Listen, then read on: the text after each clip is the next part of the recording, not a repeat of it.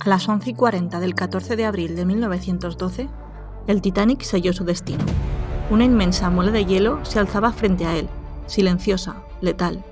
2 horas más tarde, el insumergible reposaría sobre el fondo del Atlántico para la eternidad, arrastrando consigo la vida de más de 1.500 personas. Todos conocemos la historia oficial, pero ¿y si te dijera que el iceberg fue solo el golpe de gracia? ¿Que el Titanic ya estaba condenado antes de zarpar de Southampton por una serie de errores humanos, intereses económicos, limitaciones técnicas y decisiones equivocadas? Hoy no voy a contarte la historia del Titanic. Voy a contarte su contrahistoria, la que huele a negligencia, clase social y poder, la que nadie quería que recordaras, la que muestra hasta qué punto la arrogancia humana puede torcer el destino de una obra maestra de la ingeniería. Te aseguro que tu visión sobre la historia del llamado insumergible está a punto de cambiar y que la tragedia del Titanic fue una catástrofe que estaba esperando a suceder. Comenzamos.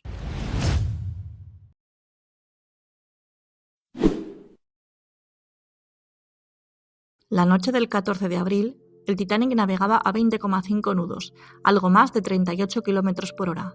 Puede parecer poco, pero para una estructura de acero de 46.000 toneladas era prácticamente ir a toda máquina. Y lo más grave es que no había ninguna necesidad operativa en esa velocidad. No era una carrera contra el tiempo, sino una decisión ligada a la imagen y a la publicidad. Estamos en 1912. En aquellos años, la rivalidad entre grandes navieras era feroz. La Cunard Line había ganado fama con el Lusitania y el Mauretania, 2 transatlánticos veloces y fiables. La White Star, propietaria del Titanic, necesitaba sobresalir por encima de su competencia. Bruce Ismay, presidente de la compañía, aspiraba a que el Titanic llegara a Nueva York antes de lo previsto, marcando así un debut espectacular. Un pelotazo mediático, un titular, eso buscaba Ismay, y lo consiguió, aunque, por desgracia, se llevó por el camino la vida de cientos de inocentes. Aquella noche, otros barcos en la zona habían enviado mensajes por radio, avisando de la presencia de grandes bloques de hielo a la deriva. Sin embargo, a pesar de los avisos, el Titanic mantuvo su velocidad. Reducirla habría dado más margen de maniobra, pero el orgullo, el objetivo mediático y la presión por impresionar pesaron más que las advertencias de seguridad e hicieron que se continuara a máxima velocidad en un mar plagado de icebergs. Los expertos calculan que si el Titanic hubiera ido 5 nudos más despacio, habría tenido tiempo para maniobrar. Quizás habría evitado el impacto con el iceberg o lo habría rozado sin daños fatales, pero a esa velocidad la inercia era imparable. Ismay sobrevivió al hundimiento, pero quedó marcado por la opinión pública, que lo acusó de presionar al capitán y de priorizar el prestigio sobre la prudencia. No hay pruebas documentales que lo inculpen de forma definitiva, pero el resultado de su apuesta por la velocidad quedó escrito para siempre en las aguas heladas del Atlántico. La noche en la que el Titanic se hundió, 2 hombres vigilaban el horizonte desde lo alto de la cofa, Frederick Fleet y Reginaldi. Su misión era detectar cualquier obstáculo que pudiera poner en riesgo al barco. Eran, literalmente, los ojos del Titanic. Pero aquella noche esos ojos trabajaban en desventaja.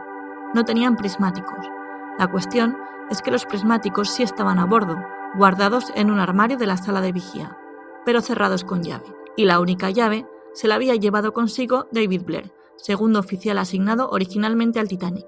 Blair fue reemplazado en el último momento por Charles Lightoller, y al abandonar el barco olvidó dejarla. Un olvido que, sin que nadie lo imaginara, dejaría a los vigías sin un recurso vital. En la investigación posterior, Frederick Fleet declaró algo que resonó como un mazazo. Con prismáticos lo habríamos visto mucho antes. Esa frase cayó como una losa porque ese mucho antes podría haber significado la diferencia entre una colisión fatal y una maniobra de evasión a tiempo. Pero la mala suerte no terminó ahí.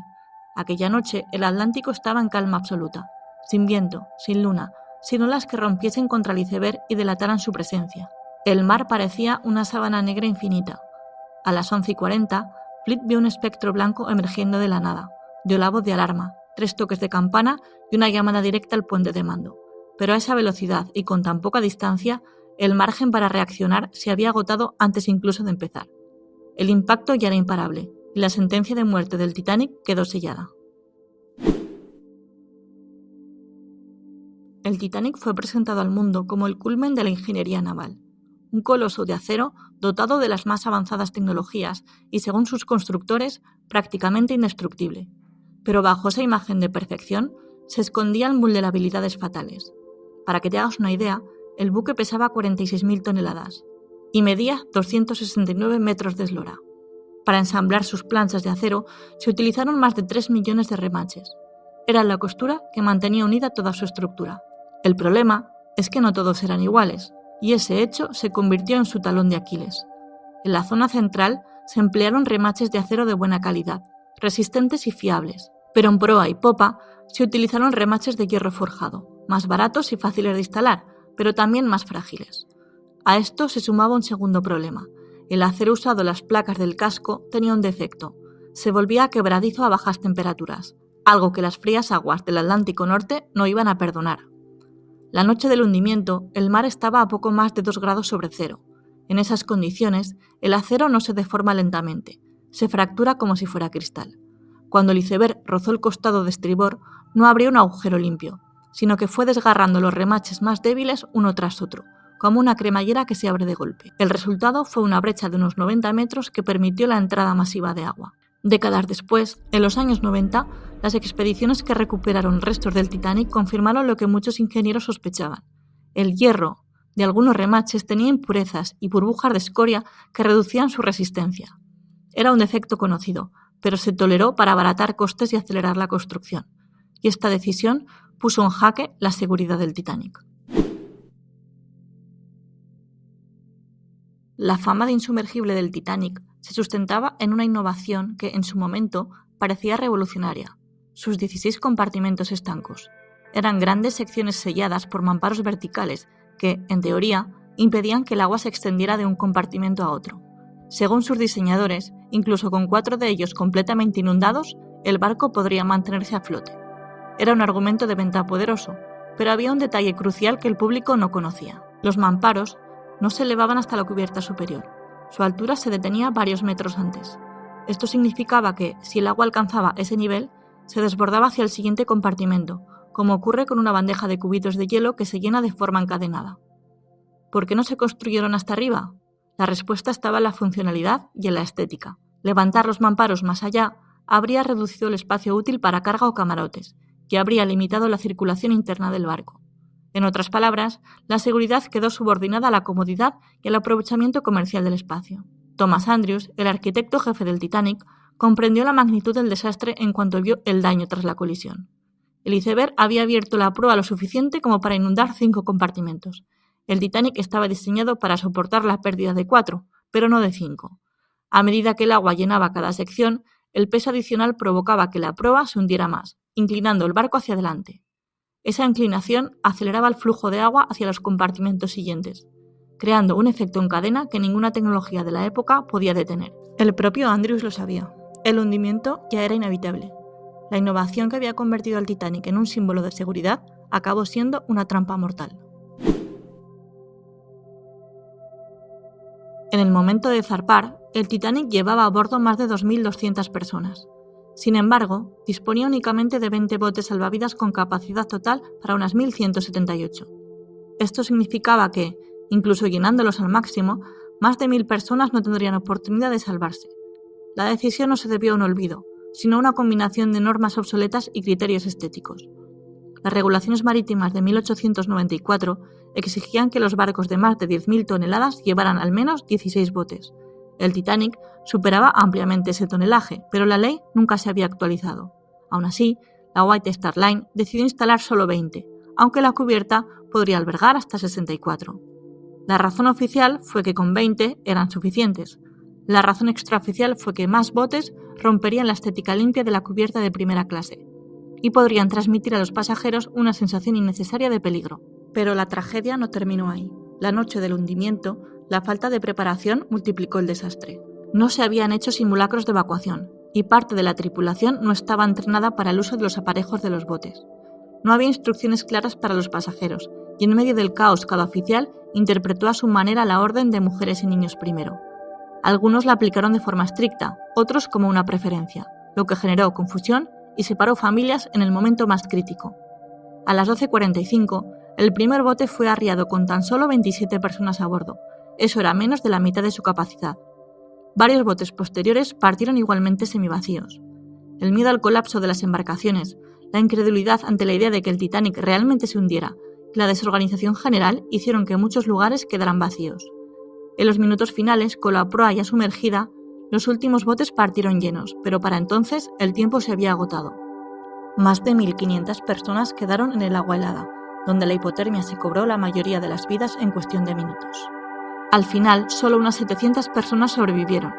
El resto quedó atrapado en una tragedia que, en gran parte, pudo haberse evitado con más previsión, más medios y una gestión de evacuación eficaz.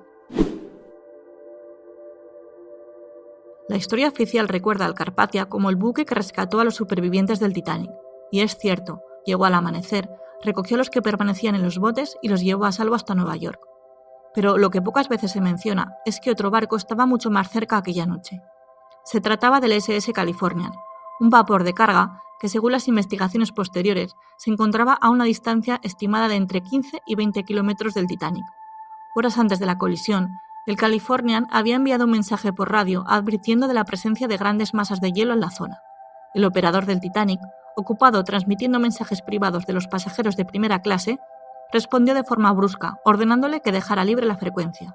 Poco después, el operador del Californian apagó su equipo y se fue a descansar. En esa época, no todos los barcos tenían turnos nocturnos de radio. A las 11:40, cuando el Titanic chocó con el iceberg, la radio de Californian estaba en silencio. Desde su puente, varios tripulantes vieron destellos en el horizonte. Eran las bengalas lanzadas desde el Titanic.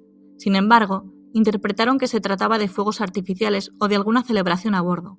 Mientras tanto, en el Titanic, los botes partían y cientos de personas permanecían en cubierta o en el agua helada. El Californian no hizo ningún movimiento para acercarse. No sería hasta las primeras luces del día, cuando volvió a encender su radio y escuchó las transmisiones del Carpathia, que comprendió lo que había ocurrido. Las investigaciones posteriores concluyeron que, de haber respondido a las bengalas y navegado a toda máquina hacia el lugar del hundimiento, el Californian podría haber llegado antes de que el Titanic desapareciera por completo, y quizás habría salvado a cientos de personas que murieron de hipotermia. En la calma de aquella noche sin viento, a escasas millas de distancia, un barco entero presenció sin entender una de las tragedias marítimas más recordadas de la historia.